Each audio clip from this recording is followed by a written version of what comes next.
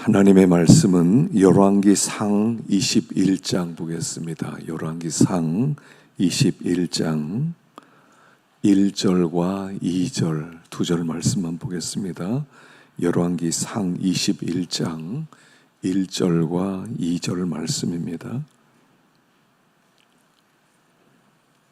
한 목소리로 함께 봉독하겠습니다.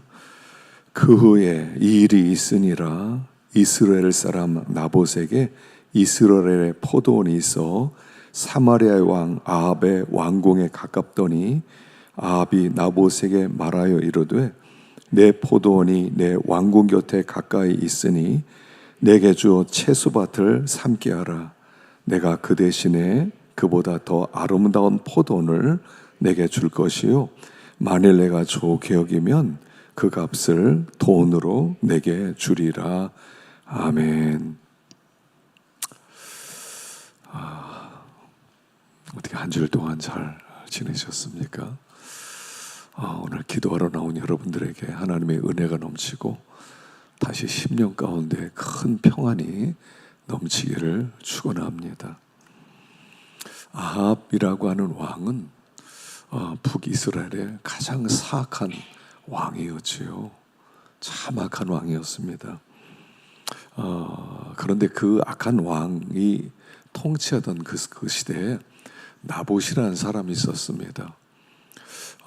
그 나봇은 그 가장 악한 시대에 별고같이 빛나는 참 의로운 사람이었습니다. 우리는 시대를 탓합니다. 우리는 상황과 조건을 탓하지요. 우리가 살아가는 이 세상은 너무 타락했다, 너무 악하다. 그러니까 어쩔 수 없어. 나도 그렇게 살 수밖에 없어. 그리고 사람들은 스스로를 합리화시킵니다. 그런데 이 나봇이라는 사람은 그 아합 왕이라는 악한 세대 속에서 그는 믿음을 지키려고 애를 썼던 사람이라는 거예요. 그래서 우리에게 보여주고자 하는 것은 시대를 탓하지 말라는 거예요. 세상을 탓하지 말라는 겁니다. 말세가 됐으니까 그냥 그렇게 살아도 어쩔 수 없다, 그렇게 생각하지 말라는 거예요. 우리가 믿음으로 살면 시대를 뛰어넘을 수 있는 그런 삶을 살아갈 수 있다는 것을 오늘 말씀하고 있습니다. 자, 여기에 보면 우리 2절 말씀을 한번 보겠습니다. 2절 말씀 읽어볼까요? 시작. 아합이 나봇에게 말하여 이르되 내 포도원이 내 왕궁 곁에 가까이 있으니 내게 주어 채소밭을 삼게 하라. 내가 그 대신에 그보다 더 아름다운 포도원을 내게 줄 것이요 만일 내가 좋게 여기면 그 값을 돈으로 내게 주리라. 왕궁 옆에 나봇의 포도원이 있었습니다. 아마 거의 붙어 있었던 것 같아요. 그리고 탐스러운 포도를 맺히는 좋은 그런 토지였습니다. 그러니까 이 아방이 그 나봇의 포도를 항상 눈여겨보다가 거기에다가 자기가 다른 나무를 심든지 정원을 만들든지 그리고 다른 유실수를 심으면 좋을 것 같아요. 그래서 어느 날 나봇을 부릅니다. 그리고 포도원을 나한테 팔아라. 팔면 내가 많은 돈, 네가 부르는 대로 돈을 주겠다. 만일 돈을 원치 않으면 다른 땅을 줄 텐데 더 좋은 땅, 더 넓은 땅을 줄 테니까 그것을 바꾸자라고 이야기하는 겁니다. 근데 나봇이 그것을 거절합니다. 왜냐하면 하나님의 말씀에 토지를 영구히 팔지 못할 것은 토지는 내 것이다 하는 말씀이 있기 때문에 토지는 팔 수 없다는 거예요. 그리고 그 토지는 조상대로 내려오는 땅입니다. 그리고 나는 또 밑에 있는 내 후손에게 물려주는 거예요. 그 뜻은 뭐냐면 땅은 사고 파는 게 아니라는 거예요. 하나님께서 우리에게 그 땅을 주신 것은 네가 이 땅에 있는 동안 농사를 짓다가 놓고 오너라. 그러니까 이 토지라고 하는 것을 통해서 우리가 나그네라는 것을 가르쳐 주는 거예요. 너는 나그네다. 그러니까 땅 가지고 뭐 사고 팔면서 너희들이 부자 되고 잘 살고 이러지 말고 네가 얼마 동안 힘 있는 동안 농사 짓다가 힘 없으면 후손에게 물려주고 너는 내 앞으로 와라. 이런 의미가 있는 것이 그 당시에 하나님이 제시하신 토지 제도예요. 너는 나그네다. 팔지 마라 그랬어요. 그래서 나봇이 왕에게 임금님, 하나님이 팔지 못하겠습니다. 우리는 나그네 불과합니다. 나는 후손에게 물려줘야 됩니다. 이게 하나님의 뜻입니다. 이렇게 얘기했어요. 그러니까 이제 아합 왕이 굉장히 근심하게 되죠. 자, 하나님이 우리에게 하신 말씀이 있어요. 영원한 기업을 바라보고 너는 이 땅을 나그네로 살아가라는 거예요. 나그네로 살면서 영원한 나라를 바라보라.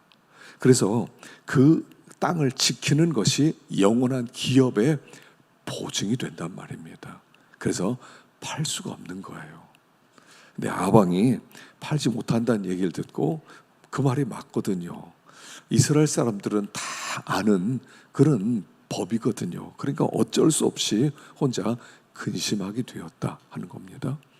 자, 우리가 하나님이 우리에게 주신 기업이 있어요. 하나님이 우리에게 주신 말씀이 있단 말입니다. 우리 그 말씀을 붙들고 살아가는 사람들이에요.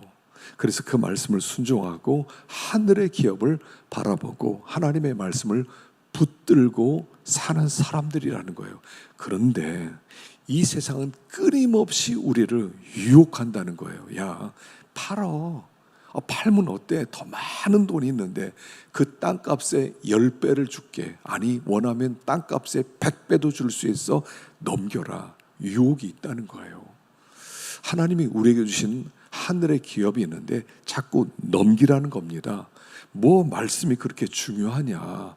뭐 그렇게 하늘의 기업이 중요하냐? 당장 많은 돈 얼마나 좋으냐? 많은 돈을 네가 가지면 이 땅에서 너는 떵떵거리면서 편안하게 살 수 있어 라고 우리에게 끊임없이 세상은 우리에게 우리가 가진 기업을 내놓으라는 거예요. 사실 우리에게 주신 최고의 기업이 뭡니까? 말씀이 기업인데 그 말씀을 주신 하나님의 기업이라는 거예요.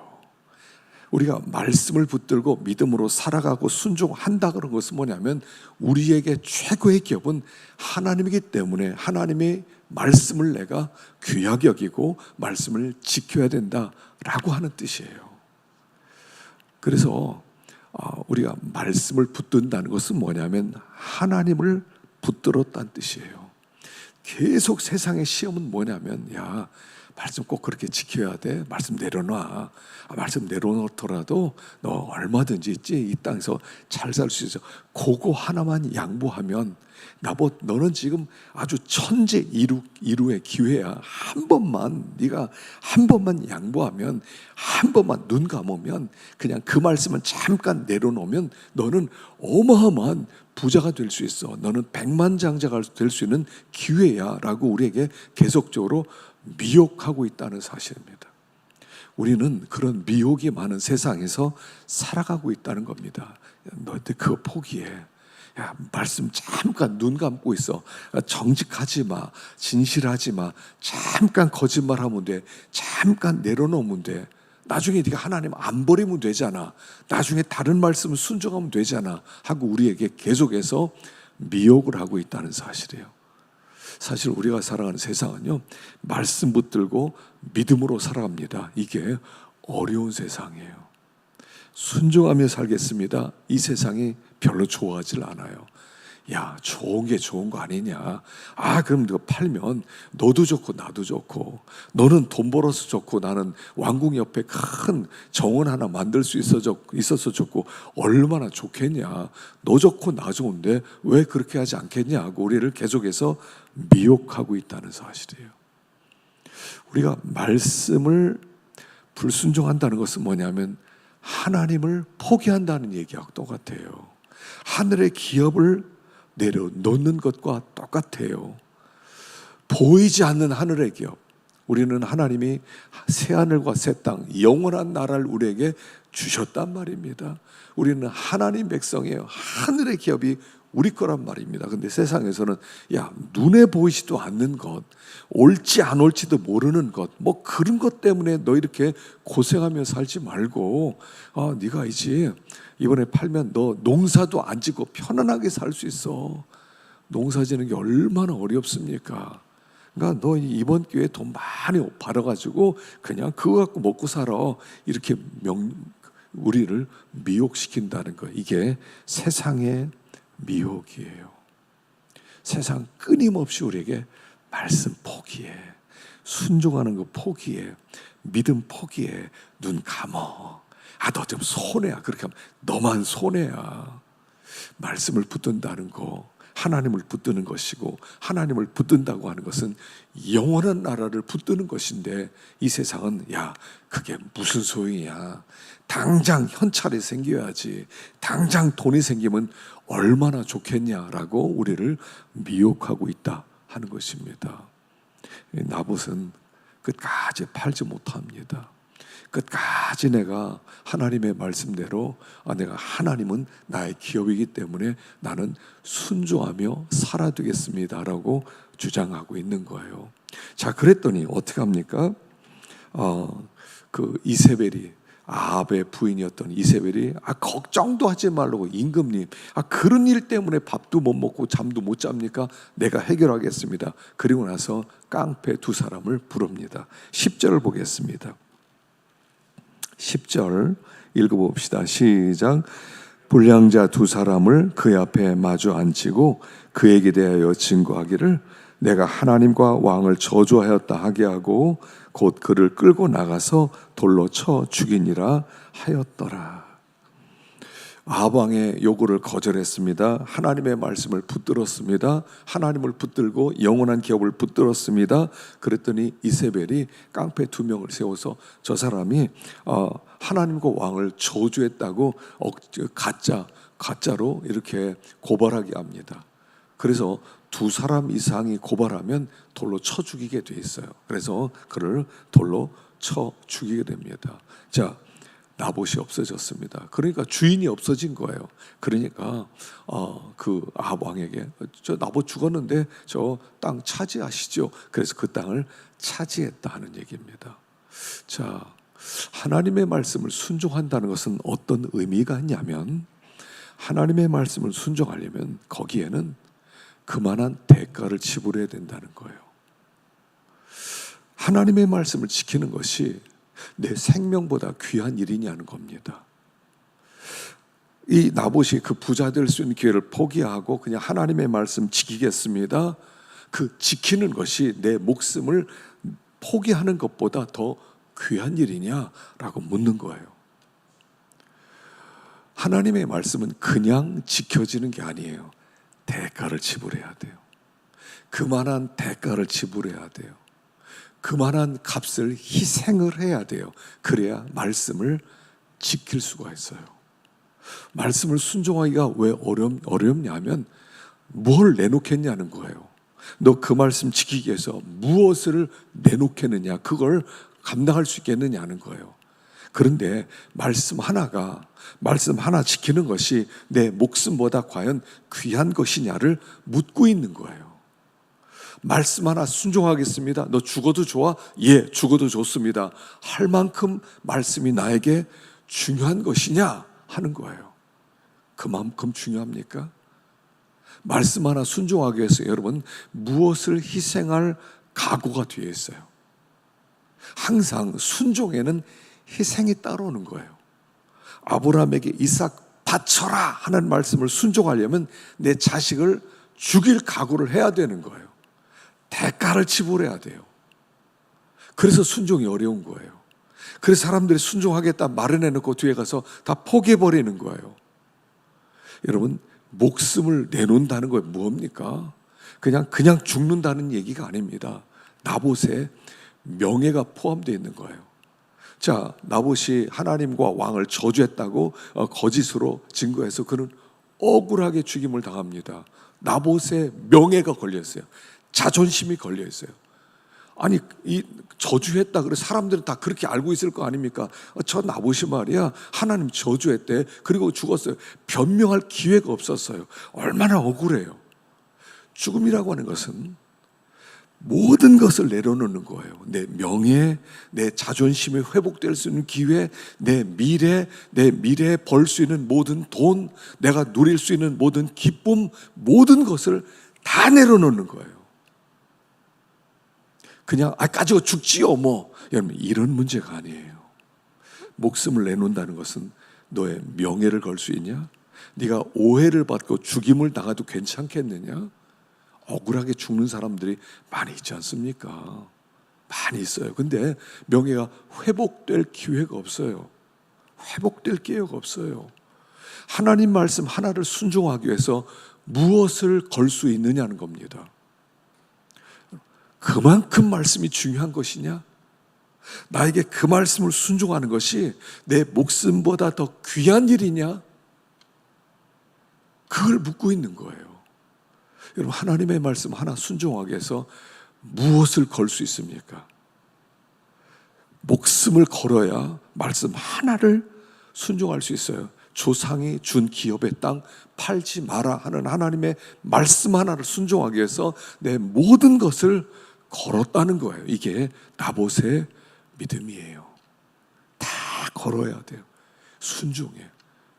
예수님께서 하나님의 말씀 순종하기 위해 이 땅에 내려오셔서 다 걸으셨어요.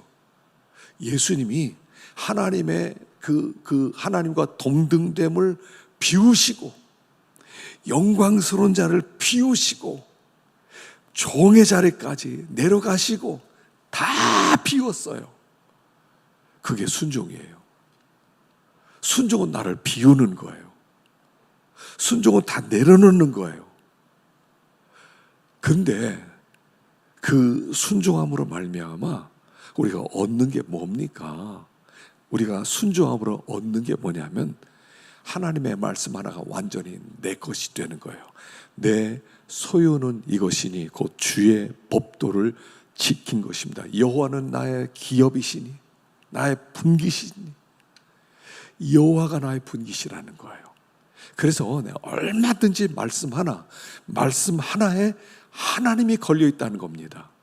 하나님이 걸려 있는 거예요. 그러니까 말씀을 버리면 하나님을 버리는 거예요. 말씀을 붙들면 하나님을 붙드는 거예요. 말씀은 버리면 영원한 기업을 버리는 거예요. 말씀 하나를 붙들면 영원한 기업을 붙드는 거예요.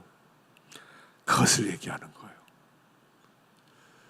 사람이 온 천하를 얻고도 자기 목숨을 잃으면 무엇이 유익하리요?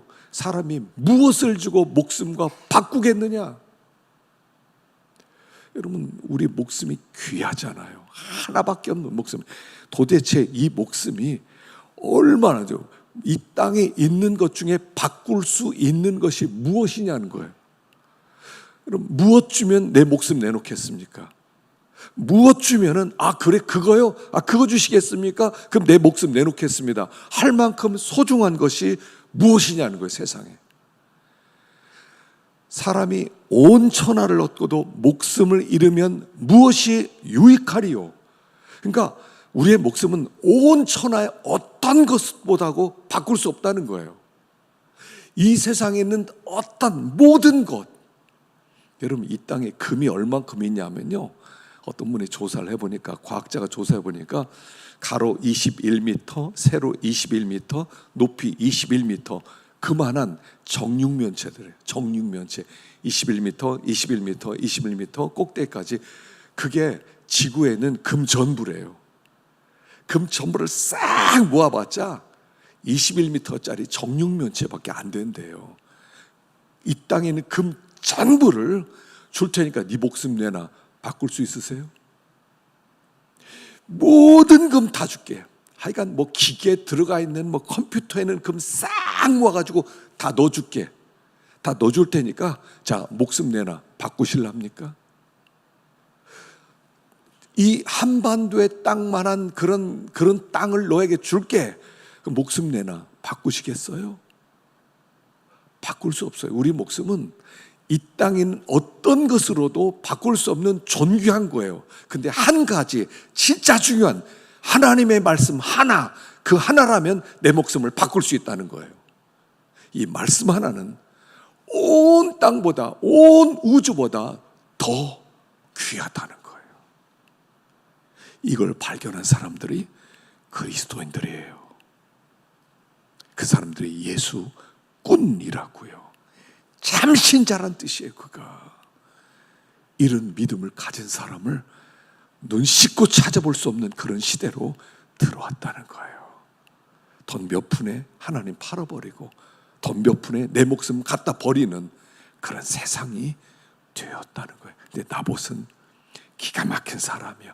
말씀 하나를 위해서라면 천하보다 귀한 내 목숨 내려놓을 수 있습니다. 그리고 목숨을 내려놓는 사람의 말씀 하나 순종하기 위해서, 이 말씀 하나만 순종하고 붙들면 이 목숨 다 내놓더라고요.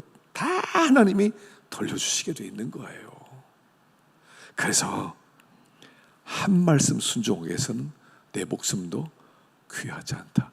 그러니까 온 천하를 준다 하더라도 우리는 목숨을 바꿀 수 없다. 모든 명예를 준다 하더라도 목숨은 바꿀 수 없다. 그러나 한 말씀 순종할 수 있다면 내 목숨 내려놓을 수 있다.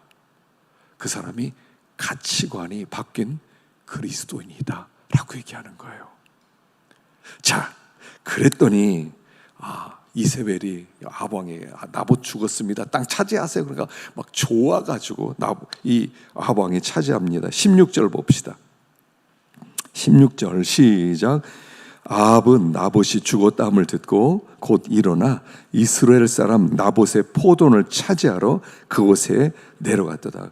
나봇 죽었다는 말을 듣습니다. 왜 죽었는지 묻지도 않습니다. 그리고 죽었다는 말만 듣고 죽었어? 그럼 그 땅 내 땅이네 하고 그 땅 차지하기 위해서 내려갔단 말입니다. 아합은 양심이 화에 맞은 사람이에요. 분명히 무슨 일이 있는 걸 알 거예요. 모르겠어요. 내가 그렇게 기뻐했는데 이세벨의 부인이 걱정하지 말라고 그 며칠 뒤에 죽었어요, 가져가세요. 무슨 일이는지 뻔하지 않겠어요? 근데 그는 물어보지도 않아요. 알아보려고도 하지 않아요. 그러면 어떡하냐고, 나 뭐 어떻게 죽었냐고 물어보지도 않아요. 일부러 죽인 거 아니냐 물어보지도 않아요. 그냥 땅 있는 것 때문에 기뻐해요. 이런 사람을 양심이 화인 맞은 사람이다라고 얘기하는 거예요. 양심이 화인 맞은 사람이에요. 감각이 무뎌졌단 말입니다. 양심에 찔림이 없었단 말입니다. 신앙생활은요, 양심이 괴로워야 되거든요. 양심이 아파야 되거든요. 좀 잘못하면, 무슨 일이 생기면 그때 괴로워야 되거든요. 내가 그걸 괜히 갖고 싶어 해서 나봇 죽었구나, 저 의인이 죽었구나 이래야 되는데 뭐 아무 관계, 하나 죽었어? 괜찮아, 뭐 그 정도야. 뭐 양심이 화인 맞았어요. 여러분, 욕심이 들어오면 양심은 화인 맞게 돼 있어요. 욕심이 잉태한 즉 죄를 낳고 죄가 장성한 즉 사망을 낳느니라. 양심이 죽으면 죽는다는 거예요. 양심이 나예요. 하나님 앞에 자기를 점검해 봐야죠. 욕심을 부렸구나. 여러분, 욕심이 들어오잖아요. 양심을 버리게 돼 있어요. 욕심을 하나 이루기 위해서, 욕심이란 강력한 욕망이에요. 강력한 힘이에요. 엄청난 힘이에요. 이 욕심이라는 것은 강력한 힘이라고요. 그리고 그 욕심을 내가 어떻게든 성취해야 되겠다 그러면 모든 걸 버려야 돼요. 성령을 근심시키고 양심을 버리고, 그리고 나서 그냥 그거 하나만 차지하기 위해서 그냥 달려가는 거예요. 돈에 대한 욕심이 생기면 그때부터 아무것도 안 보여요. 아무것도 안 들려요. 그냥 독하게만 먹어야 됩니다. 돈 벌려면요, 여러분 절대로 그렇게 하나님 앞에 뭐 드려야 됩니다, 뭐 봉사해야 됩니다, 섬겨야 됩니다, 나눠줘야 됩니다, 들으면 안 돼요. 절대로 듣지 마세요. 모아야 돼. 그냥 기를 쓰고 모아야지. 욕심 들으면 그때부터는 다른 것은 다 마비가 돼요. 욕심 이루기 위해서는 다 마비가 되게 돼 있어요. 양심이 화에 맞은 거예요. 이 사람이 소망이 없어요. 양심 화에 맞은 사람에게 하나님은 기대할 게 없어요. 뭐 양심 화에 맞은 사람에게 말씀을 좀 뭐 합니까? 뭐 순종하겠습니까? 뭐 따라가겠습니까? 양심 화에 맞은 사람은 아무 소리도 안 들려요. 내가 원하는 걸 난 얻어야 돼, 이거밖에 없는 거예요. 자, 근데요, 여기 신비한 게 있어요. 자, 그 27절 보십시다. 27절 시작. 아합이 모든 말씀을 들을 때 그의 옷을 찢고 굵은 배로 몸을 동이고 금식하고 굵은 배에 누우며 똘이 풀이 주고 다니더라. 29절 시작. 아합이 내 앞에서 겸비함을 내가 보느냐. 그가 내 앞에서 겸비함으로 내가 재앙을 저의 시대는 내리지 아니하고 그 아들의 시대에야 그의 집에 재앙을 내리리라 하셨더라. 아합에게 엘리사가 찾아가지고 엘리야가 찾아갔습니다. 엘리야가 찾아가지고 그에게 하나님이 재앙을 선포하죠. 이제 네가 너의 피를 개들이 핥아먹고 그 뼈도 못 추리게 할 거야. 공중의 새가 뜯어먹을 거다. 그렇게 이야기를 듣고 나니까 그때 그거 어떻게 하냐면 옷을 찢고 굵은 배로 동이고 금식하고 굵은 배에 누우며 풀이 주고 다니더라. 풀이 주고 다니더라. 하나님의 저주를 듣고 정신이 번쩍 났다는 거예요. 정신이 번쩍 났다는 거예요. 그리고 회개하는 마음으로 풀이 팍 주어서 큰일 났구나 이러고 다녔다는 거예요. 그랬더니 하나님이 뭐라고 하세요? 아합이 내 앞에서 겸비함을 보느냐. 이 겸비하다는 단어, 그가 내 앞에서 겸비함으로 내가 재앙을 저의 시대에 내리지 않고 아들의 시대에 내리겠다 이렇게 얘기를 해요. 자, 겸비했더니 하나님이 이 악한 이 아합 왕 정말 얼마나 악했습니까? 이 악한 왕을 하나님이 기회를 한 번 더 주겠다는 거예요. 이게 회개 능력이고 회개 신비예요. 회개 신비예요. 근데 회개한다는 게 뭐냐면 겸비하다는 거예요. 겸비하다. 겸비하다는 이 문자의 뜻은 뭐냐면 새가 날개를 접다 이런 뜻이에요.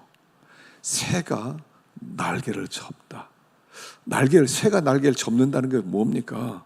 새가 날개를 접는다는 것은 항복한다는 뜻이에요. 아합이 그동안 날개를 펴면서 그냥 마음껏 원하는 대로 돌아다녔어요. 하나님을 반역해서 그냥 다니고 그냥 하나님께 돌아오지 않고 돌아다녔어요. 그런데 이 재앙의 말을 듣고 날개를 처음으로 접었어요. 그리고 하나님 앞에 자기를 굴복시켰다는 겁니다. 이게 회개예요. 회개는 날개를 접는 거예요. 날개를 접으십시오. 날개 펴서 내 마음대로 하고 싶은 대로 원하는 거 마음대로 쏟아내는 게 아니라 그런 상태에서 날개를 펴서 주인 앞에 결코 겸손하게 서 있는 상태예요. 독수리가 막 날개를 펴고 창공을 향해서 막 날아다니다가 그리고 나서 어느 순간에 날개를 접고 앉아 있는 거예요. 내 힘을 내려놓는 거죠. 하나님 앞에 항복을 표시하는 거예요. 그랬더니 하나님께서 아합이 변했네. 여러분, 겸비함이란 변하는 거예요. 각성이 일어나는 거예요. 하나님 앞에 내 힘을 꺾는 거예요. 하나님 앞에 나를 굴복시키는 거예요. 하나님, 더 이상 날개 펴지 않겠습니다. 마음껏 돌아다니지 않겠습니다. 그냥 내 날개를 접습니다. 그동안 하나님의 말씀대로 하지 않고 마음대로 살았습니다. 마치 탕자가 아버지를 떠나 멀리 갔어요. 날개를 펴고 멀리 갔어요. 그리고 회개할 때는 돌아와서 아버지 앞에 날개를 접었어요. 이게 회개예요. 근데 회개하니까 하나님이 이 악한 아합도 하나님이 야, 불쌍하다. 야, 아합 다음 세대에 내가 멸망시키기 전에 기회 한 번 더 주겠다. 이게 회개 신부예요. 하나님이 회개를 너무너무 원하고 있다는 거예요. 므낫세도 그거 아닙니까? 므낫세도 뭡니까? 55년 동안 통치하면서 그냥 온갖 못된 일 다다가 바벨론에 끌려갔다가 나중에 돌아와서 겸비해진 다음에 한 3년 정도 그냥 하나님께 돌아왔더니 하나님이 므낫세를 불쌍히 여겨주잖아요. 왕의 묘실에 들어가게 만들어줘요. 이 므낫세를. 그리고 예수님의 족보에 므낫세가 들어가요. 그만큼 하나님은 우리의 회개를 기뻐하신다는 거예요. 돌아오기만 하면. 그리고 그가 이게 오래가지 않았어요. 오래가지고 다시 나중에 날개 펴가지고 그리고 나서 이제 아람과 전쟁하러 가다 죽게 되죠. 날개를 접고 하나님 앞에 날개를 접고 겸손하게 기어다니라는 거예요. 그게 사는 길이에요. 우리 하나님은 회개하는 자를 다 받아주세요. 진심으로 회개하면, 마음의 중심으로 주님께 돌아오면, 날개를 정말 접으면, 하나님, 난 죄인 맞습니다. 이제는 날개 접습니다. 하나님이 펴라고 할 때까지 나 펴지 않겠습니다 라고 주님 앞에 돌아오기만 하면 우리 주님은 회복시켜 주세요. 이게 회개의 신비예요.